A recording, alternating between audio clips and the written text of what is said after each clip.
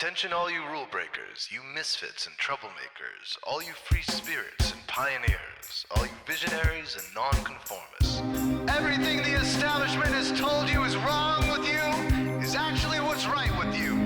You see things others don't. You are hardwired to change the world. You are listening to the Spiritual Activist Radio Show, and I am Rahasya Uncensored, where we look at the world not as it is, but as we know it can be, if and only if we have the courage to question the answers we've been given. This is our world, and it's time for us to take it back.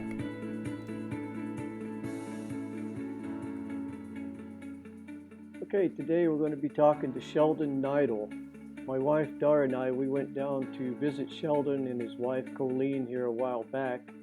And that interview was actually done in person, and it's also archived here on the BBS radio, on the Spiritual Activist Radio Show. This is an interview I did with him. He's at home, and I have to ask you to get past the slight echo in the background. Not too sure what was up with that, but it's fine because we're going to be getting into some information that you're going to find intriguing. Getting into the Galactic Federation, what's going on with the government, and all of the interactions that we've had with advanced beings from time immemorial up into today. And if you know this information and you pay attention to it, and you start putting the pieces together, it can help you understand what's going on in the world today, especially in the world of banking, the military, and our government. So let's see what Sheldan Nidle has to say, and my heart goes out to Sheldan because he recently had a stroke, so hope he's going to get better, and let's hear what he has to say. Okay, Sheldan, how you doing? I'm doing okay. All right. So, I'd like to start this out with something because I've been listening to some of your latest webinars, and it does seem like we're completely off track. And it reminds me of a little analogy I heard once. There's a guy in a 4-engine airplane, and they're flying along at a comfortable altitude. And the captain comes on and says, engine number 1 went out, so we're going to be up here about another hour. And so he's just thinking, okay, well, that's all right. Then pretty soon they come back on and say, well, engine number 2 and 3 went out, so we're going to be up here maybe a couple more hours. And he's thinking, okay, well, then he's thinking to himself, boy, if engine number 4 goes out, we'll be up here all night. Now, the analogy to this story is sometimes when we create a system, like the system we've created with finances and government, especially during and after World War II, it might have seemed like it might work for a while. But I think we're to the point now where we're seeing that the same logic that we used to use is no longer working. Probably because of peak oil, limited resources, population explosion. Would you like to comment on that? Well, this system was really meant to work with the United States as the dominant country. It did not really take into account the full recovery of Europe, and it did not take into account any of the other countries of the rest of the world, the so-called third world countries, being able to come up and reconstitute themselves back to the point where they were before the West showed up. In other words, as major powers of their region and possibly the world. And when this all started to happen about a decade ago, the United States began to see a massive destruction happening with this system. And of course, at first they held it up because this country has been on the verge of a giant collapse for the last, who knows how long, maybe a decade and a half. Ever since the fall of the dot-com in the late 90s, and even before that, in the beginning of the 90s, the whole financial system was threatening to come apart with balloon financing. And the result of all of that right now is that this system is failing because of the massive amounts of debt, while the other parts of the world have gone along on the ride with the United States. And so there is now a sea of debt that if we tried to swim our way through it, we couldn't, because there would be 100-foot waves, so to speak, as an analogy. There's just no way out of this unless we just boot this system and come up with something entirely different. And that is what a lot of economists are now seeing.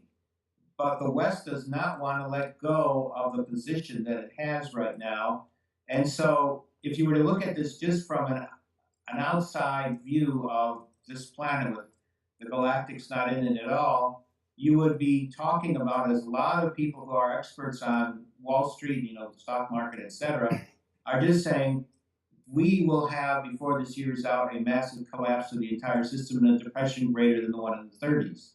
Everybody understands this, even though politics is trying to keep the game going with all these basic reality statements that are totally ridiculous reality statements, like we're in the midst of a mild recovery. Unemployment is going down. Unemployment is going down only because they manipulate the figures, and people who have been out of work for so long are not counted by the labor statistics because they're now considered to be permanently unemployed. So we see this system being manipulated, and actually the entire system in this nation and around the world is falling apart. So it's not just peak oil or something like that. It's just that this system reached a point where it doesn't work anymore. And those in charge of the system are refusing to let go of it, which is why there is need for a new financial system, which, as you said, when I was doing the webinars, one of the things I was emphasizing a great deal is that we have to understand that an alternative financial system exists, and basically it's fighting. It's almost like, to use a sports analogy, when a new sports league starts up in any particular sport, it's immediately attempted to be destroyed by the people that are the dominant sports league in that particular sport. We're seeing that happening right now, only this time they're trying to do it by denial. This system does not exist. In other words, the new financial system. There is no alternative to the present, they will say. We have to stick it out, and somehow we will get through this, which is a bunch of baloney. So what we need to do is understand that the system is going to collapse or is collapsing, that there is a new financial system, that there are galactics out there, and that this is the time, because of the change in consciousness that we're all going through, when there is going to be a massive degree of change. And it's going to happen suddenly because this system can only hold on for so long. And even though it's been doing the equivalent of the coyote in those famous cartoons of coming back again and again after things happen, in reality, it's not going to do that. It's just going to collapse, and it's going to be gone. And a new system is going to be in its place. So we have to learn to not be afraid of all of that, but to realize that this new system behind it is an immense prosperity that changes everything, and also allows for disclosure, the rise of the galactics as not just an option, but as a regular part of how this change occurs. So that's what is happening right now, is we are actually in this period of change. People cannot see it because it's hidden. It's like these hidden indicators that financial experts look at that everybody else can't see to make forecast prognostications that people can't understand. There are patterns in our world right now that show conclusively that the world we live in right now is A, changing, B, there is indeed a new financial system, and C, the people in charge of this present world are losing their grip. So that's what's happening right now. New consciousness is behind all of this because we are all looking around and saying to ourselves, the reality that we know doesn't make sense anymore. And even if things weren't to change, there would have to be a change being forced by the fact that we have around us such a massive shift in consciousness that just that alone, regardless of economic aspects, will change it all. So that's what's going on right now. Yeah, you speaking like this reminds me, once we set up a big round tray with really fine sand laying in the tray with a speaker underneath, and we would play different vibrations. And when that sound vibration first started coming through, it looked like it just created chaos with the sand. But within a short while, it started coming through and created really perfect mandalas, Right. Beautiful little broken down mandalas. And it reminds me of what's going on right now. Right. Because there is a frequency, there's something happening. And if you look really close, yeah, it looks chaotic, but there's slight remnants of patterns coming through. I remember back in 99, maybe 2000, I went to a website that tracks organizations that are doing good things on the planet, and there were 6,000 of them. Well, today there's over 1 million of them. So there is a rush, a new mentality, a new consciousness that's creeping through. But unfortunately, the old paradigm is really, really loud, and they have most of the media. So I think we just have to learn to decipher and find that quiet space in us to where we can really disengage from the fear and look deeper. I would have to say that's absolutely right. What is going on with this planet right now? It's not only this consciousness shift, but we have a reality shift. The entire environment around us is shifting, it's changing. Uh, People who are involved only in the biology of it, looking at ecosystems and how they operate, is seeing that we are on the edge of destroying the basic biodiversity that makes this planet work. In other words, we're putting the entire planet's living aspects, its massive, total interconnected biodiversity, biosystem, its ecosystems, and the verge of total collapse. So we're on the verge of collapsing ecosystems for some greedy things with our economic system. People who understand the systems and economic systems understand that we need a whole new reevaluation of this process. It's not just a matter of what works, what creates profit. It's a matter of what creates life so that it can maintain itself. How do we maintain sustainability in the economy, and how do we take that economy and that shifting consciousness and create a society around it that actually works and allows for massive changes in how this ecosystem collapse can be corrected. We have the technology actually to correct it. But once again, it's greed versus maintenance of the old system. So this is a problem. That's why this system is doomed to collapse, because there are so many who either do not understand what's happening or refuse to accept the concepts that allow for this change to occur. So we need a change at the top. You might say, as I did in my last webinar, I wanted to put a wonderful little thing from Scientific American, which was a picture of the Capitol with a dome up on its side, like it was, like it had a special lid, and it had been closed to the side, and there was a big, huge machine with a brain, putting a new brain into the Capitol. What we need right now is that brain change. We need to change the whole environment politically, economically, and social politically on how this whole system operates. It just doesn't work anymore the way it did. There's new social cultural factors that are changing, and as we are saying here constantly, the big change is consciousness. As you said, late 90s, early part of this particular 21st century, there were much less people and organizations involved in change than there are now. It's increased, as you said, from like a few thousand to exponentially up to 1 million or more.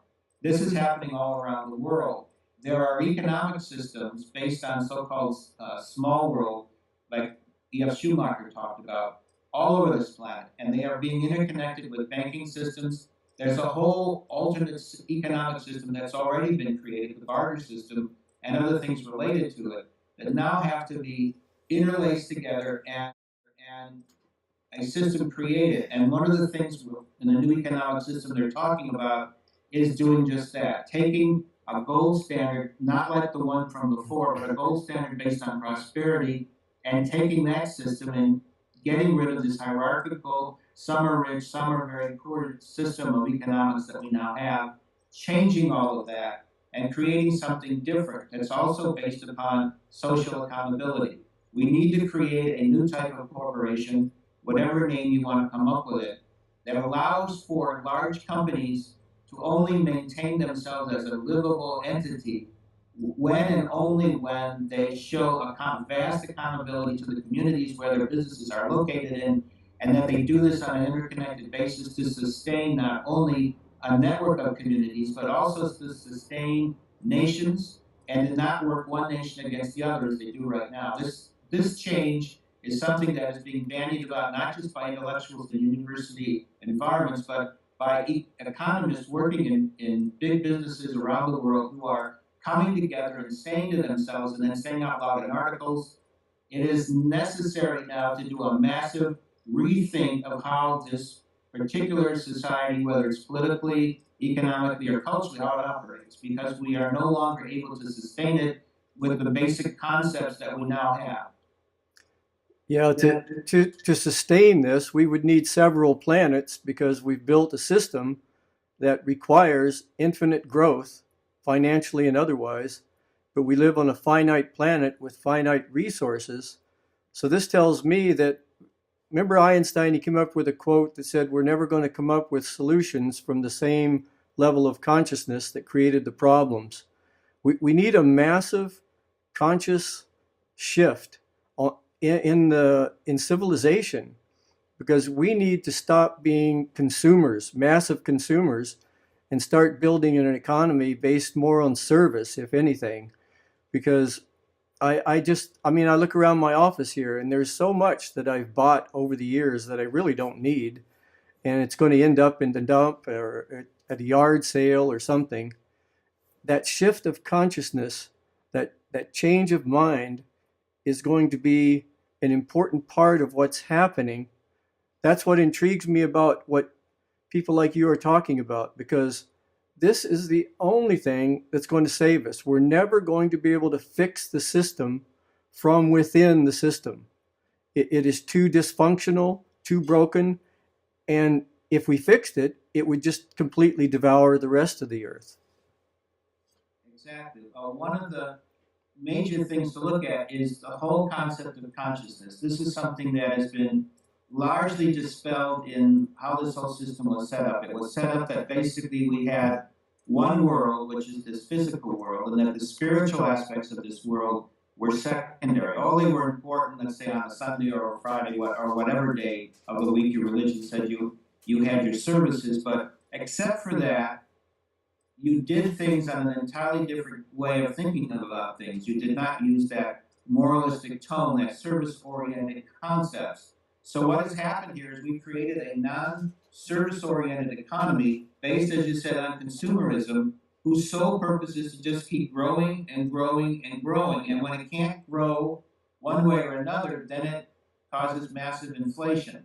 So what we have is an economy that's prone to hyperinflation of some type, whether a small one or an extremely large one, and it's also based upon looking for resources much greater than we have, as you just said. So what is happening here more and more is this world, as you said, doesn't work. It's not only dysfunctional, it's become dangerous to the society. We are actually have a society whose sole purpose is to kill the planet that they need in order to survive. Without proper air, water, and the ground to walk on, humans can't live. And so as a result of this, even the water we have is no longer easily drinkable. So what we have is you can't drink water, you can't have enough oxygen, and the land is despoiled. So suddenly everything that we have is not working. Plus technologically, farming is reaching a point where what it produces is no longer able in any way to be something that provides high nutrients for the human body. The result is we've lost our nutrients. We've lost the whole concept of food and water providing us, and air, oxygen, of course, with the means for existence. So we are slowly killing ourselves, and we're creating a society that's almost a cancer to the planet. So this has to change. You can't keep destroying the reality you live around, and some point or other you're going to reach a no return in which your whole society is doomed. And unfortunately, we are a lot close, very close to that whole point. So what the Galactics are about is saying, yes, you have a consciousness shift. Yes, the society the way you now have it does not work. And yes, you are in the midst of a great change in how you look at the world and how your consciousness interacts with this planet. And yes, the planet is changing. So we are here to help with all these changes and to move you into a higher level of consciousness where you go beyond this economic and political system and develop things that actually help and sustain the world you're on and allow you to then understand and communicate with the planet and indeed with all of physicality so that you can understand how creation is unfolding this physicality, and then you can actually play a part in doing that. So that's what's happening right now. We have kind of reached that point, to use a famous book, Childhood Zen. That's where we're at right now. We are at the end of this childish concept of how our society operates. We are now at the beginning of moving into something, as I like to call, galactic humans, full consciousness, and a reunion with our space and spiritual families. And that's where we are right now. We're at the edge of all of this. And people who look around and see that, can see that more and more people believe in UFOs. More and more people understand that these are not just unidentified objects, some strange stuff in the sky. It's actual civilizations from far out in space that have come here to allow all of us to then create this new society and to, you might say, flower, to go through this metamorphosis which allows us to move like a butterfly from a caterpillar, to move from this lower consciousness society into one that is now a full consciousness and actually does the opposite of what our society does. It's not about killing planets, it's about making them live better. It's about allowing life to unfold at its highest level of potential in the entire all of physicality. You know, it's interesting that you would use the caterpillar as an analogy, because during the transformation from a caterpillar to a butterfly, there's a breakdown. And during that breakdown, both systems coexist, but within that system, there are something called imagina cells. And it's these cells that take over the new pattern and start creating the butterfly. And in a sense, I think that's people like us. We're planetary cells doing our best to tune into this new frequency, this new vibration and consciousness, and figure out which way to go. Right. Like recently, I have a friend that lives pretty close to here, and it's still a little bit of a secret, but he has a lab here in Chico, and they're making small UFOs, basically a little flying device, and they also are tuned into the 0 point energy. Mm-hmm. And his partner was a guy named Carr, and Carr was the lab assistant to Tesla. So there's labs, they call them pods, all over the planet right now that are putting together these 0 point generators. And for me, that would be one tangible thing we could do, because that would completely disrupt the money going from fossil fuels into the Department of Justice to the military industrial complex. If we could start doing some of the preliminary work, it might ease the transition some. Right, that's what is happening on this planet. People are understanding more and more that there has to be an alternative, and that this alternative has to be radical. It has to be something so opposite from the basic tenets of how this society we know operates for it to succeed. And that's exactly what is happening. And you're just mentioning one of it, the formation of inventions like ZPGs, 0 point generators. That's something I was involved with about almost 35 years ago. What we have on this planet right now are people also looking at Nikola Tesla and Tesla technologies. And of course, Tesla, to me, is the epitome of everything about what this new society is about. He was basically a prototype for a whole different kind of human that we now know. And his sensitivities, he was an extremely sensitive person. As a matter of fact, when he was a kid, sounds drove him crazy. He could hear anything. And one of the things he had to learn to do was to learn how to turn off his ability to understand what every sound was about, and being overwhelmed by that fact that he could not understand what these sounds were doing to his body. So what he did was he began to study it, and he went into states where he could actually visualize things. So he would turn the sound into visualizations. And so to me, what Tesla was, we now have people on this planet who have certain aspects of what a fully conscious being is about. Tesla had so many of these different aspects that he did not fully understand how the society operated. And that's why he was able to be tricked by people like J.P. Morgan into not having his system succeed, when there actually would have been other ways that he could have gone around what Morgan did. And this is what our society is now understanding, that there are alternatives to get this done, and that they're not confused or so into there has to be a certain way to do it that it doesn't happen. And that's what I really see happen. We have taken the majesty and the beauty of what Tesla was about, and we're about to create whole new technologies and whole new realities. And that's what I see happening with people who are now working on all these alternatives, of which energy is just one basic aspect. Yeah, it's interesting too that the one big thing that we have going for us is communication. And it's ironic that it's the same communication that was actually set up by the old paradigm that we're now using, and it's going to probably be their biggest downfall as far as protecting their holdings and their situation. Right, the internet, as it now stands in this world, has, and the social networking that is a part of that whole internet network, is exactly what is now, as you have said, tearing the system down. There are whole revolutions in the last 10 years that have been set up because of various aspects of what the internet is all about, especially in the last 3 to 5 years. So we have right now, on this planet, people working and utilizing these new communication systems, as you just said, to help create new realities. And that is whole new realities of how this society operates, what the basis underpinnings of these new realities is, and how one actually lives in these new realities, and how one exists in a way using these new realities to save the planet and change everything we know right now.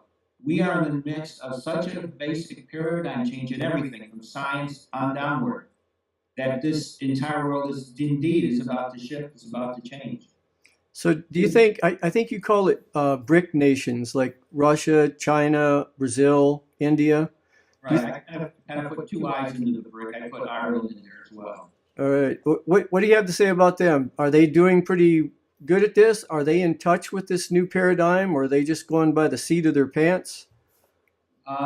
What they are doing is trying to create paradigms that works. Unfortunately, some of these nations have been involved in politics that are a little short-sighted, but what is happening on the economic and the financial system aspect is that they are innovating a whole new reality for this planet, and that this new economic system is going to create a new political system, whether some people who are not involved in this new system fully will want it or not, because what is happening to this planet right now is it can't exist with the nation state the way it now exists with these self-interests. We have to begin to pull together. And that's what the original concept of the BRIC nations was about. Let's end poverty. Let's end all the difficulties that this present economic system creates. There's no need for want. There's no need for poverty. There's no need for starvation on this planet. We have more than enough to take care of everybody. Let's redistribute everything, because there's enough wealth on this planet to do it. We're talking about amazing amounts, hundreds of quadrillions of dollars, basically, that exists in this planet as a natural resource. Let's take these vast, incredible amounts of economic power and let's use them to create something that does all the things we were just talking about here. Let's end starvation on this planet. Let's end want. Let's end competition. Let's create a society that allows everyone on this planet to have a piece of it so that they're all prosperous, and they can then take those resources that they have to use their own amazing potential, working together with others to create even better paradigms for how this society can work. And that is what I see happening. As we move toward full consciousness, the idea of cooperation, the idea of solving things creatively becomes more and more viable, and that's where our pathway is leading. So will this kick in from, like you say, we're going from the 7th to the 13th chakra? Is this going to be a smooth transition for most people, or is it going to be disruptive? Well, the initial part of it all has been disruptive for a lot of people because they've had some health problems, some health difficulties. Everybody's involved in some level of it.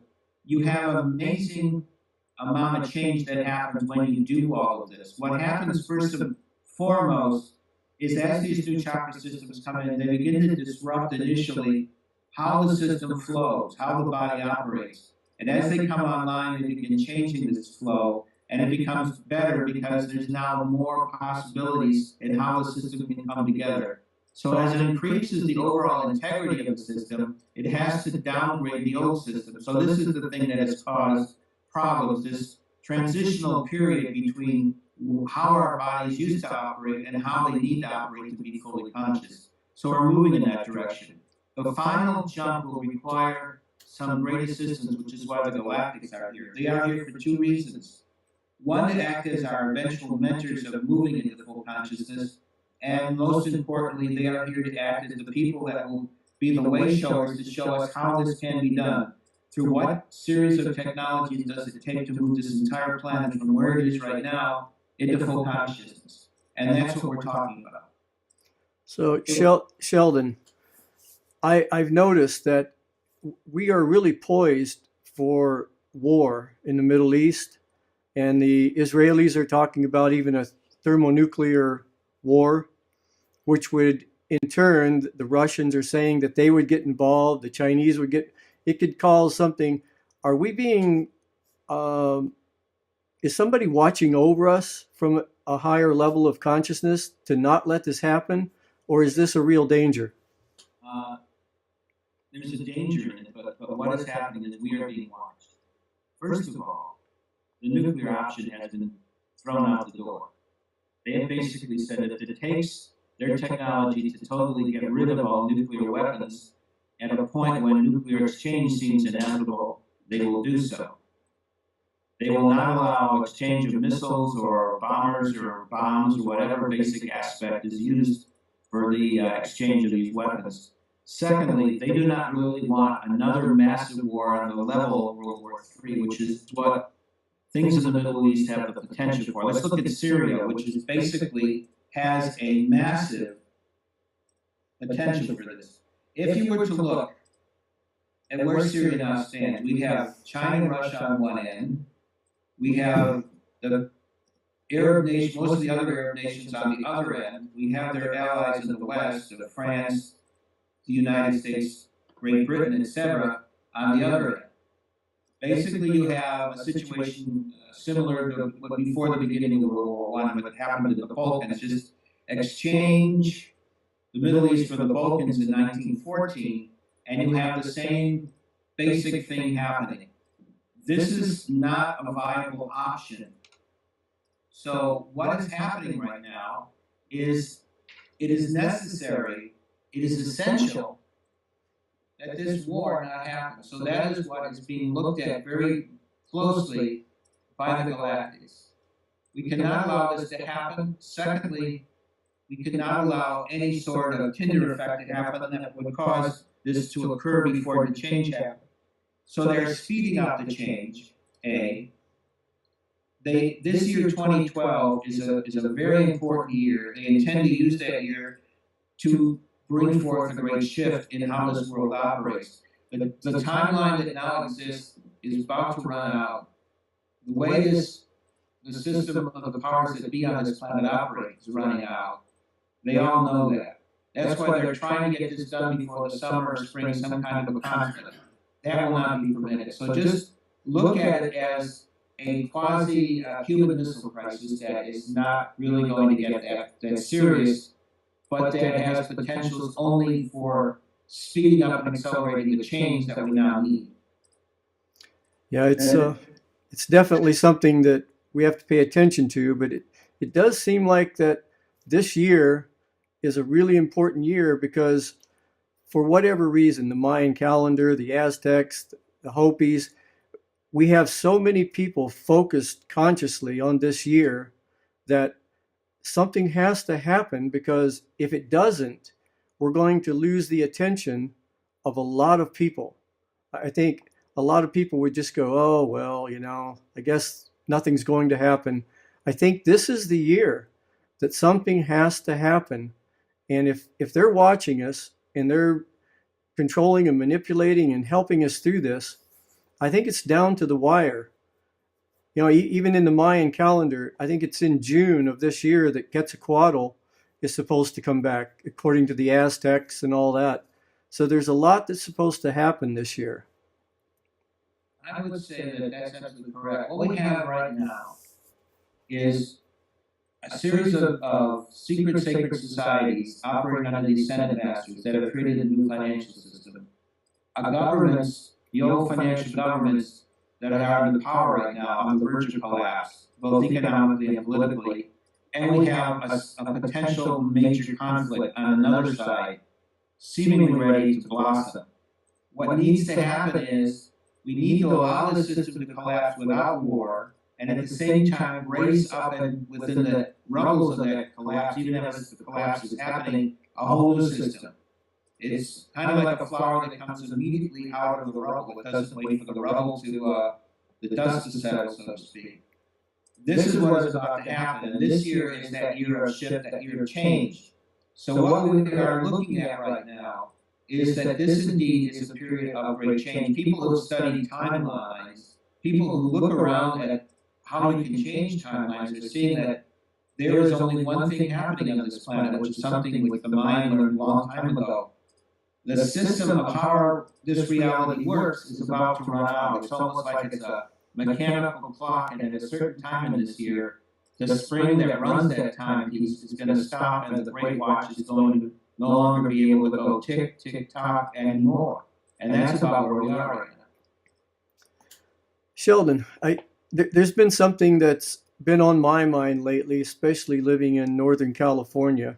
And actually, a couple of issues ago, we did a big article about it, and it's the chemtrails. What do you think that's about? Do you have any information on that?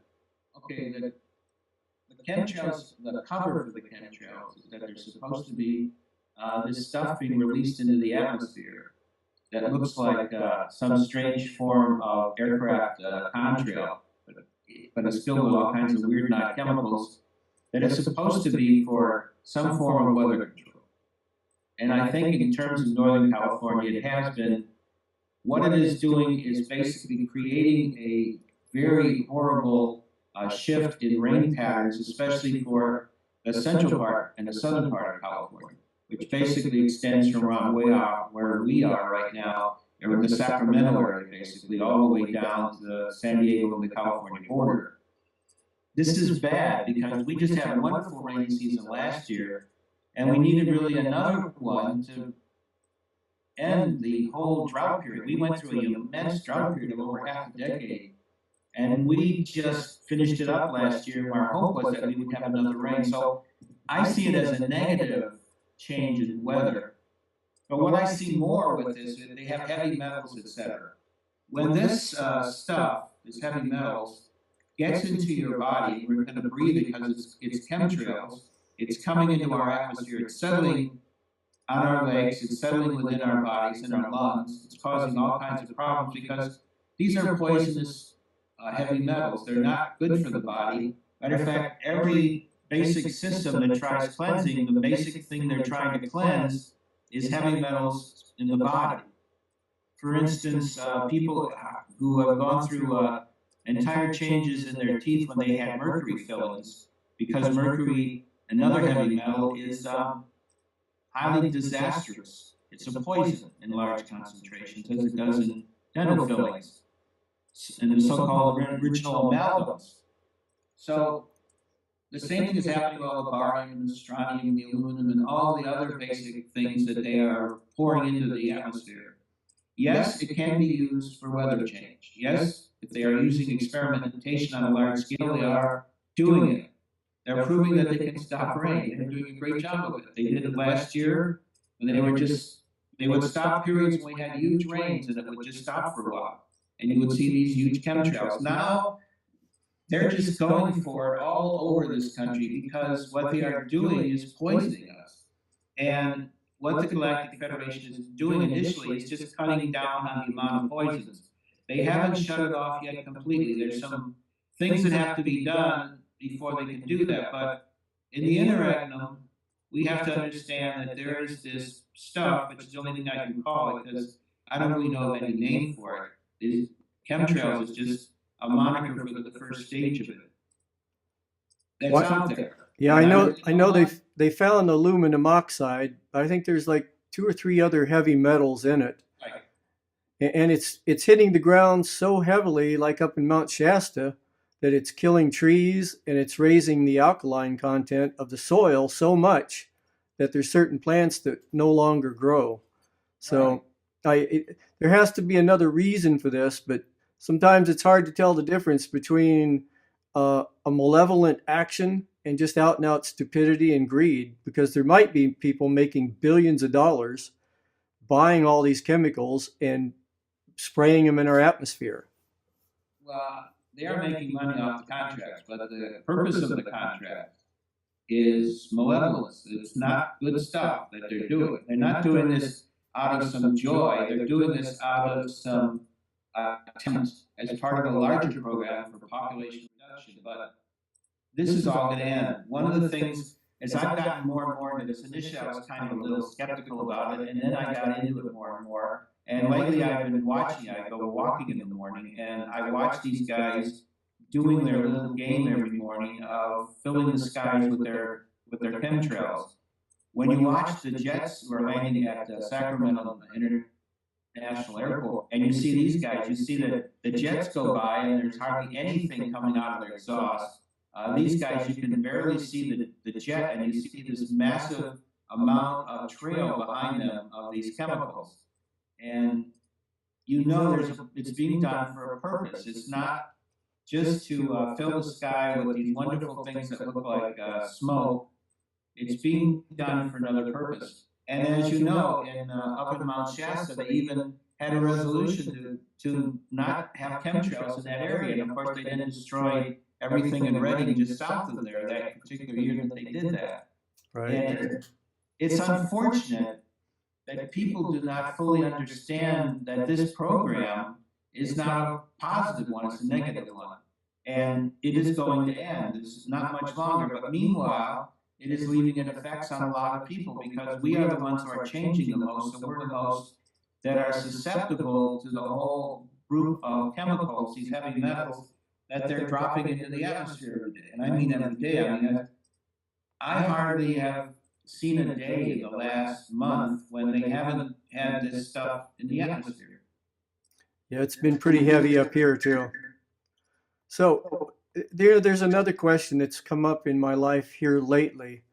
We had some people from Hollywood come up and they interviewed me and another guy, Ralph Ring, and James Gilliland up in Mount Adams. And it's for a program that they're going to put on the History Channel called Disclosure or Clandestine Disclosure. But it came up about the hollow earth. And I've interviewed a couple of people on this.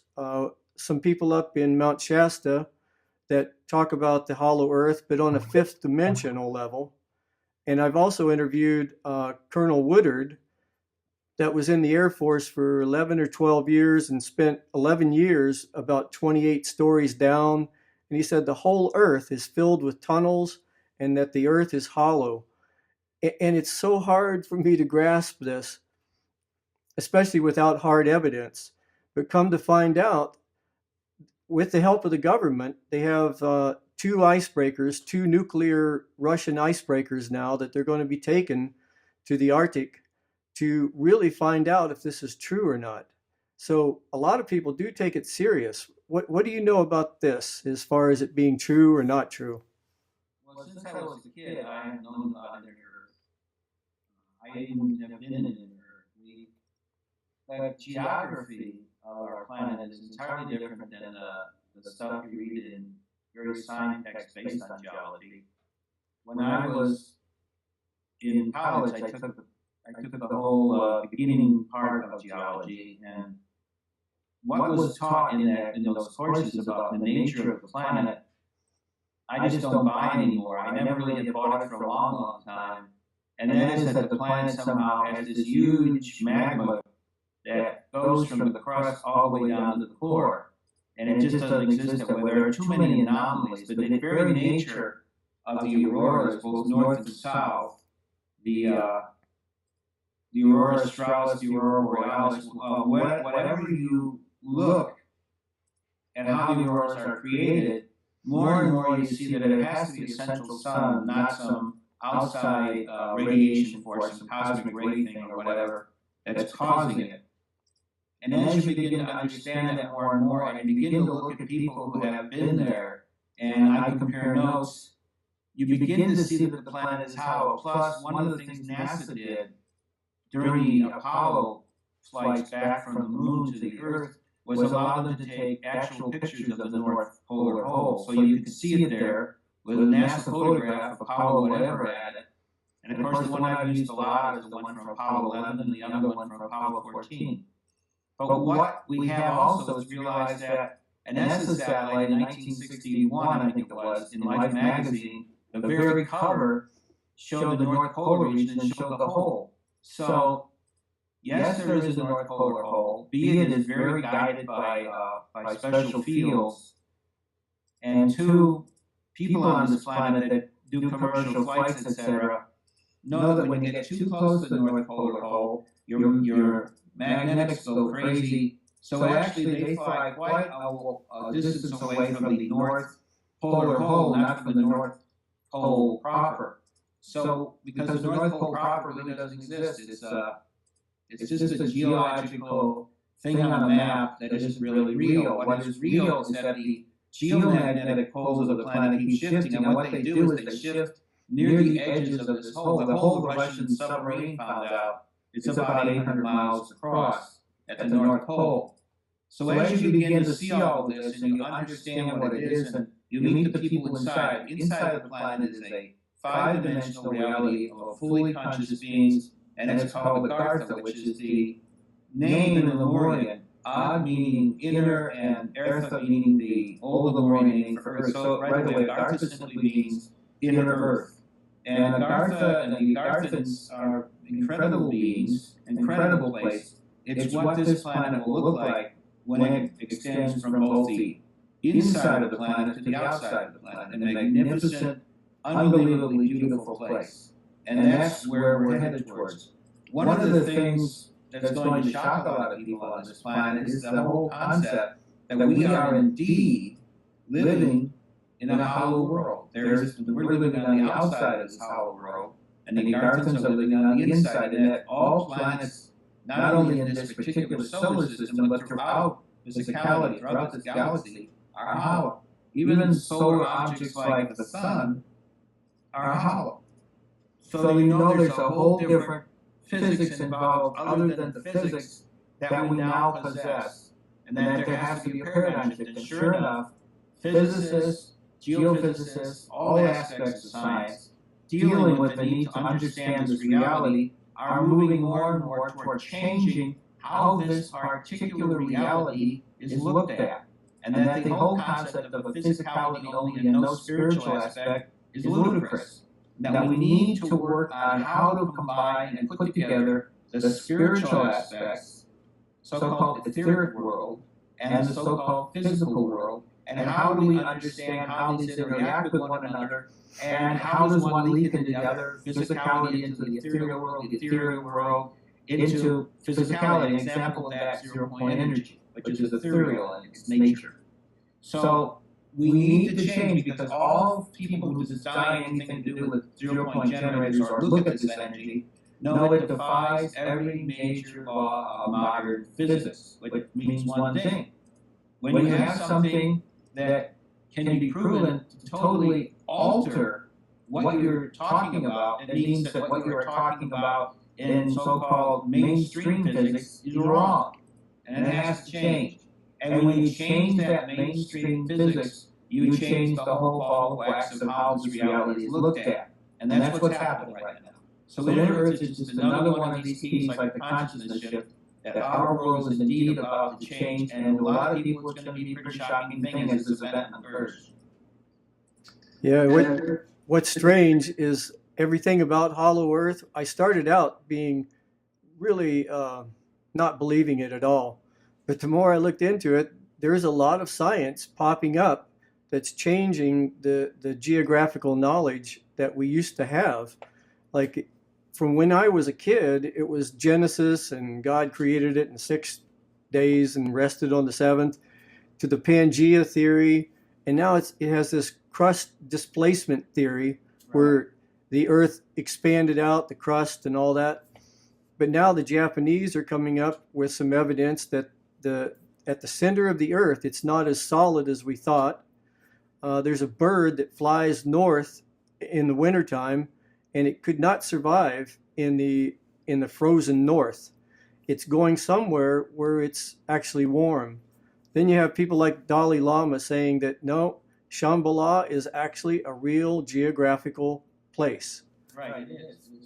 You have all kinds of knowledge like that. Like you go to the North Polar region, up into the area of the so-called Polar Sea in the winter, and what you see is pollen and honeybee remnants, honey, and honeybees flying around. Now, where would a honeybee exist if it was flying in a place where at the warmest part of the day it's minus 10 degrees Fahrenheit? There's no way that anything can live. Yet you have different colored pollens, and you have honeybees, and you have all kinds of strange things going on like this, like floating in the crust of ice, remnants of trees, whole branches, leaves, stuff like that. That would not exist if it was in the North Polar area. This is a place where there's nothing, where the Eskimos, in order to live, have to hunt for fish or any kinds of animal like seal. So you say to yourself, where does the plant life come from? It's almost impossible because of what we know about how the system operates. Therefore, there has to be something else. Exactly. And you find the same thing happening in here. We have migrations of birds in the North Hudson Bay area going north. Why do they want to go north? According to the weather people, nobody can exist the farther north you go. It's darker in the winter, it's colder, windier. There's whiteouts. It's a place where nobody can live, nobody can survive. So there has to be something else there. And the idea you immediately begin coming across in your head is this has to be one thing and one thing only. And that one thing only that it is that it is most importantly something else. There has to be another world that's warmer, has more energy in it, and allows us to succeed in bringing in a whole new concept of how this planet operates. And that is, of course, what's happening. There are scientists that have been studying the auroras for years. Even though they're a minority, they discovered very much one thing. They discovered that if you really look at the origins of the aurora comes from inside the Earth. It doesn't come from above in the cosmic rays. So as you begin studying this, you start saying, all the theories that exist about how this operates doesn't seem to hold water, so to speak. So you know that inner Earth has to be real. The concept of a 5D reality has to exist, and it has to be a reality that is so different from this world of climate differentiation, because even in the North Polar area, it's warm. So there has to be something going on that's entirely different, and that's what I have seen, and that's what I know. That's why when I give webinars or I talk in any way about inner Earth, I always try to explain to people that A, it's been photographed, B, there are anomalies with it, and C, those who have been there, and there are a lot of people that have agreed with me, that it's a world entirely different than the one that we live in right now. Well, these people that are going to the, I believe they're going to the Arctic, but when they go, they're going to put everything live on the internet. They have 100 people. The seats are already filled with biologists, underwater sea divers, scientists and physicists and biologists, really academically well-qualified people. So we should know something back from that within the next year. So Sheldan, one question, and I want this to be your question. Like, you're interviewed a lot and people ask you different questions. What would be the one question that you wish people would ask more that you would like to answer? I would like to really talk more about how and why this world is shifting. We have to really understand and look around at this world and see that there is change going on. Most of the news in this world does not talk about all the stuff dealing with change. It only deals with potentials for war, poverty, violence of some sort. I would really like to emphasize about, let's talk about how peace is being created in this world. Let's talk about how cooperation is happening in this world. Let's see how new and better bridges are being built between nations, between people mostly, that allows for this change to actually be happening. We actually have an alternative financial system on this planet. It's not as strong as it could be. It's going to be augmented and made into a major system very shortly. But let's talk and emphasize about that. People always talk about shift and they make it sound like it's some amazing, incredible thing. Shift is something that's happening right now. What we're talking about is magnifying that and allowing it then to become a part of the mainstream instead of being off in the side. So I would really like people to say, what about peace? What about this shift going on this planet? It's something that people don't ask. When I start talking about things like this, people don't really spend much time with it. They tend to just talk about it very quickly and then move on to the other stuff because they feel that somehow this change needs to be looked at differently than the news of this world. We need to actually see this planet as being in the grips of a major change, the largest, most incredible change in the history of humanity. And that's what really is going on around us, even though we are not reporting it. Very well said. You know, it seems like that we do go through some kind of a shift. It seems like there's been other golden ages, and it probably does happen every 13,000 years, you know. But it seems like this shift, intuitively, it feels a little different. It feels like it's more even galactically orientated to shifting something to a higher level instead of just our solar system with the precession of the equinox and all that, you know. Mm-hmm. Exactly. This is the most fundamental change that humanity has gone through since roughly around 13,000 years ago. We were suddenly cast adrift in limited consciousness and had to basically fend for ourselves and were then used to manipulate it by an unworldly group to create creator gods and then use that as a religious motif to then further manipulate us. And we need to move out of that as we are about to, and with it the truth will start to happen, and this world will change forever. And that's what I really look forward to, and indeed that's what we are in the midst of right now, and it is galactic. This particular change is about a new reality happening. I remember reading a quote once, and the quote said, "The truth is a pesky little thing."